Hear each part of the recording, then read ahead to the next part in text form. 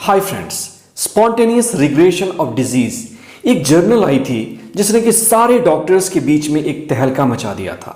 आखिर क्या था इसमें 1200 ऐसे पेशेंट की केस स्टडी थी जिन्होंने की मेडिकल साइंस के हिसाब से लाइलाज बीमारियों को बिना दवाइयों के सहारे ठीक कर लिया था। एड्स के वो पेशेंट जो कि लाइलाज डिक्लेयर हो चुके थे उन्होंने अपने आप को नेगेटिव कर लिया। कैंसर के पेशेंट जो कि अपने डेथ का वेट कर रहे थे मेडिकल साइंस के हिसाब से उन्होंने खुद को ठीक कर लिया। और इसी तरह के 1200 ऐसे केसेस जो कि मेडिकल साइंस डिफाइन ही नहीं कर पा रहा है कि आखिर ये बीमारियां ठीक हुई तो हुई कैसे। दोस्तों, इस वीडियो में मैं आपको बताने वाला हूं कि क्या हमारा माइंड हमारी बीमारियों को ठीक कर सकता है। दोस्तों, ये एक बहुत इंपॉर्टेंट वीडियो है और इसमें सिर्फ मैं आपको साइंटिफिक स्टडीज बताऊंगा, क्योंकि ये एक बहुत बड़ा पैराडाइम, एक कंफ्यूजन, एक ब्लॉक हमारे माइंड का है कि सिर्फ डॉक्टर्स या दवाइयां ही हमें ठीक कर सकते हैं। मैं खुद भी एक डॉक्टर हूं, लेकिन मैं चाहता हूं कि आप इन कंसेप्ट्स को जरूर जानें। और दोस्तों, अगर आपने इस पैराडाइम को अगर एक बार ब्रेक कर लिया तो ये सच मानो कि आप कुछ भी कर सकते हैं, क्योंकि हेल्थ इज वेल्थ। चलिए दोस्तों, शुरू करते हैं। गेराल्ड एप्स्टीन एक मेंटल इमेजरी के उन्होंने उसके ऊपर एक किताब लिखी है। वो एक साइकेट्रिस्ट और साइको एनालिस्ट थे। उनके पास एक पेशेंट आता है जिसका कि कार्डियक मतलब हार्ट का ट्रांसप्लांट हुआ था, लेकिन उसके पैर में कुछ नसें ब्लॉक हो गई थी जिसके कारण कि उसका पैर धीरे धीरे मरने लगा था। और डॉक्टरों ने ये कहा कि आपके पैर को एम्पुटेशन मतलब कि काटने की ज़रूरत है। डॉक्टर गैरी ने उनको मेंटल इमेजरी की कुछ टेक्निक्स सिखाई और जब उन्होंने उन टेक्निक्स को प्रैक्टिस किया तो थोड़े दिन के बाद डॉक्टर्स ने ये देखा कि उनके सेंसेशंस वापस आ रहे हैं, पैर नॉर्मल हो रहा है।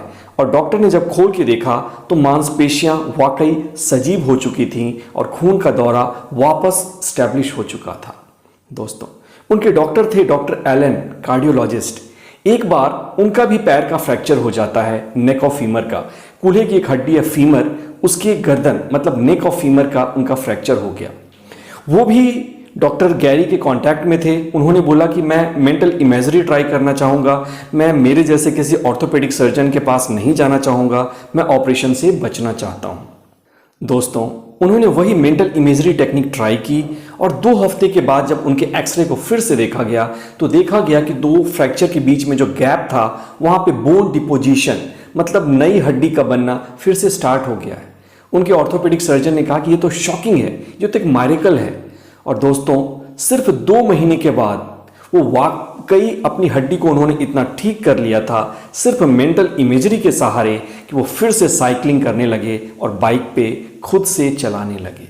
दोस्तों, ये सारे एविडेंसेस हैं जो कि हमें सोचने के लिए विवश करते हैं। मैं कुछ और इंफॉर्मेशन आपको देना चाहता हूं, लेकिन इससे पहले मैं चाहता हूं कि आप इस चैनल को सब्सक्राइब कर लें और इस वीडियो को अपने दोस्तों तक जरूर फॉरवर्ड करें। दोस्तों, अगर सच में अपने ब्रेन की कैपेसिटी को as a healer, as a doctor समझना है तो आपको क्वांटम फिजिक्स के बारे में भी कुछ जानकारी जाननी पड़ेगी। एल्बर्ट आइंस्टीन क्वांटम फिजिक्स में कहते हैं कि हमारे अंदर और हमारे बाहर एनर्जी का एक फील्ड है। जो भी मैटर हम देख रहे हैं ये भी एनर्जी है, लेकिन स्थूल रूप में है। इसकी अपनी जो वाइब्रेशन है वो वाइब्रेशन कम है। दोस्तों, जर्मन फिजिसिस्ट ने एक बार एक डिस्कवरी की एक्सीडेंटली।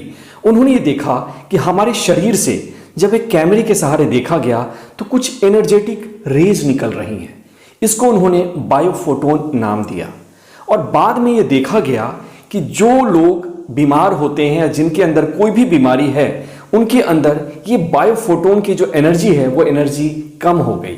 इसके अलावा ये भी देखा गया क्वांटम फिजिसिस्ट के द्वारा कि हमारे बॉडी की जो वाइब्रेशन है, जो एनर्जी का फ्लो है, वो एनर्जी का फ्लो कम हो गया।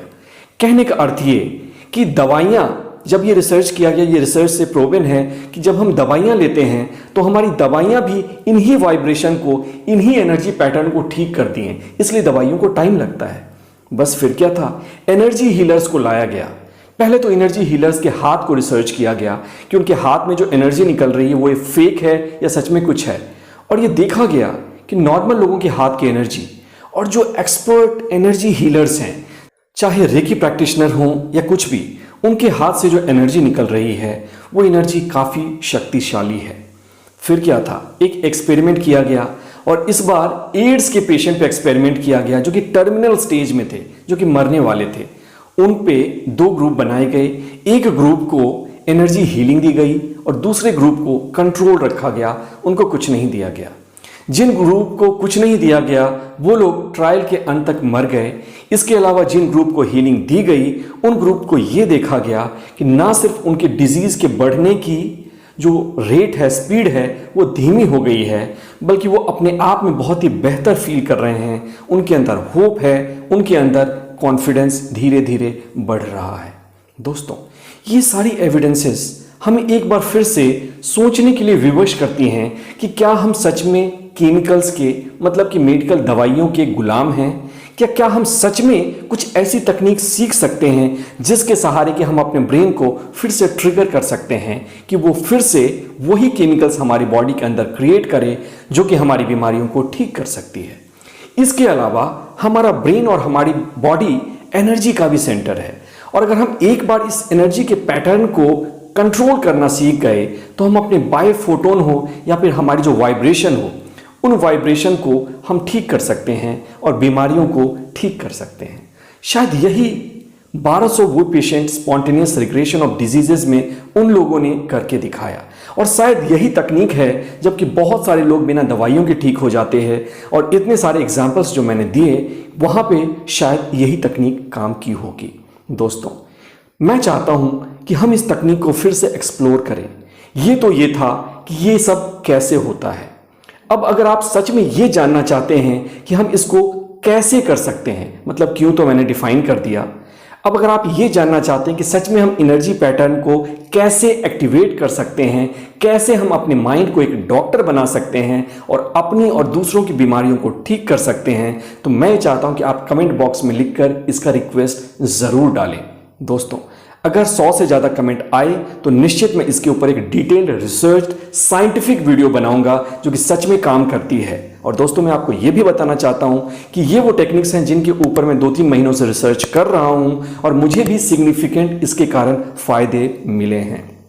दोस्तों, आशा करता हूं कि वीडियो आपको पसंद आई होगी। अगर आपको ये पसंद आई तो अपने दोस्तों तक जरूर फॉरवर्ड करें। आप क्या कहना चाहते हैं, इस वीडियो ने आपको कैसे इंस्पायर किया, ये आप कमेंट बॉक्स में लिखकर जरूर बताएं। आपका एक कमेंट किसी और को भी होप दे सकता है, इंस्पिरेशन दे सकता है, हाँ, और मुझे वो एनर्जी देगा जिसके सहारे कि मैं आपके प्यार के सहारे और वीडियोस क्रिएट करता रहूंगा। Thank you.